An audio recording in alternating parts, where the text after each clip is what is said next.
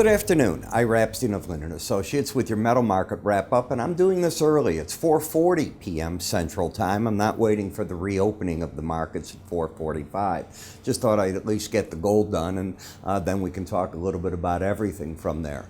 But if you take a look, it was a very mixed day. The gold up $10, silver up 13 cents, but nothing dramatic one way or the other. You'll see that in a moment. The dollar made back a chunk of the loss that it had yesterday, and the euro gave back money.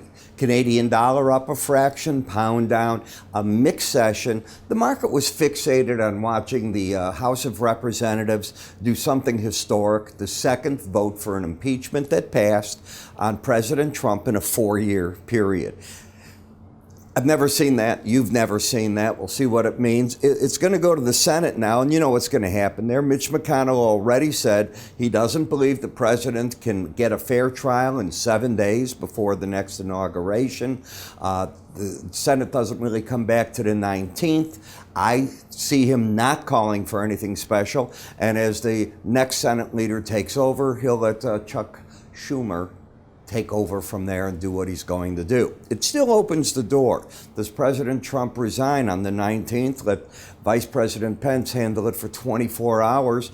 And as I understand it, and I could be very wrong, if you know more, let me know. But if a president resigns, I don't know that then you can hold impeachment proceedings against him.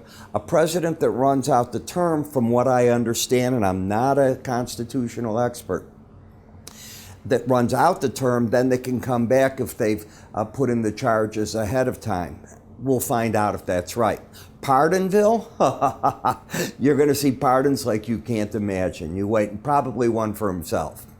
As we look at the gold market, you can see that the market is still staying under the 18-day average of closes. You've got a down thrust from here to here, and you haven't come out of that in quite a while on a weekly basis. When we look at the daily charts, if you'll recall, I pointed this out yesterday, how the market went from top to bottom there. You can see that. And when we put on the swing line, you can also see that you now have something different. You have lower highs and a lower low.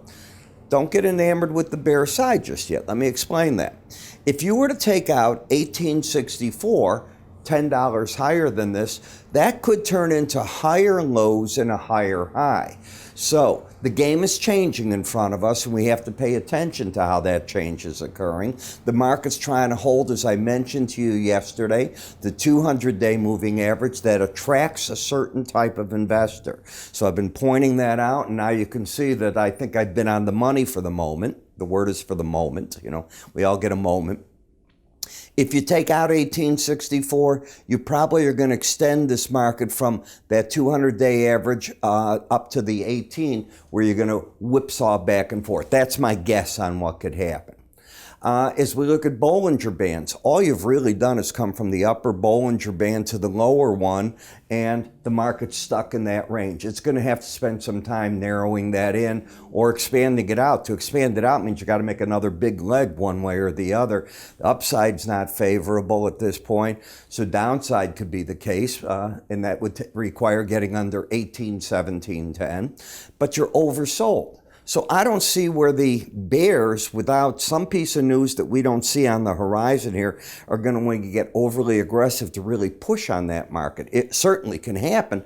I just don't see anything on the immediate horizon to do it. We're now at least done with whatever's going to happen by the House impeaching the president. That the market's like this. It just, now that's past us. We're going to go back to daily fundamentals, I think.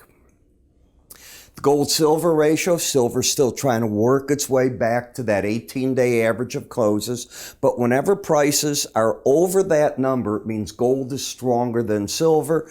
Under means silver is stronger than gold. So when it's over, it means you need more ounces of silver to get 1 ounce of gold.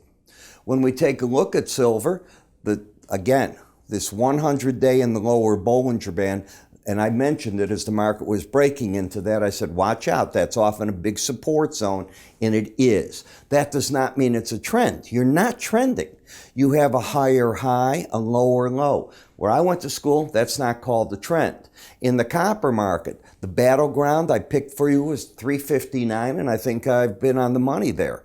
The market's trying to figure out what to do next. Is it going to get through 355 and make a run to the lower band, or is it going to find its support here and from there try to launch a move back to the upside? Why do I say that? Because momentum is flattening out. The swing line is up, higher lows, higher highs. It's easier to go up than down right now. In the platinum market, you have a mixed bag. You've got the swing line with lower highs, lower lows, a huge trading range that is very difficult to work from, and a market that's staying over the 18-day average of closes. I don't see anyone doing much of anything there that's a position trader. In the palladium market, lower highs, lower lows. This market too found its support between the 100-day average and the 18, and it's just sort of hanging here right now. No one has control of this or the platinum market, in my opinion. Last in the dollar index, it doesn't get much more neutral than this. You've got a lower low, a higher high, stuck in the Bollinger Bands and hanging at the 18-day average of closes. You know, if you haven't seen my market research recently, let me explain what I do. I believe in the old Reader's Digest. A lot of people, younger people, don't know what that is, but it was a great way to catch up with news, events, stories. And I write like that. A lot of headlines, a synopsis of what went on with the headline, and then I move on. I do that for a reason. This is called my full research, because I complement everything I'm doing in my chart work for my subscribers. So I do a fair amount of writing. I put a lot of graphs in from time to time. I did a bunch of them today. I gave up on audio commentary in it because I'm doing so much video work now. If you've tried this in the past and you want to try it again and you're not one of my subscribers, we'll let you have it for a short period of time. All you need to do is call my staff, or you can go to our website, sign up at www.iraepstein.com. You can take a fresh look at it. I'm Ira. You have a good day. See you all tomorrow.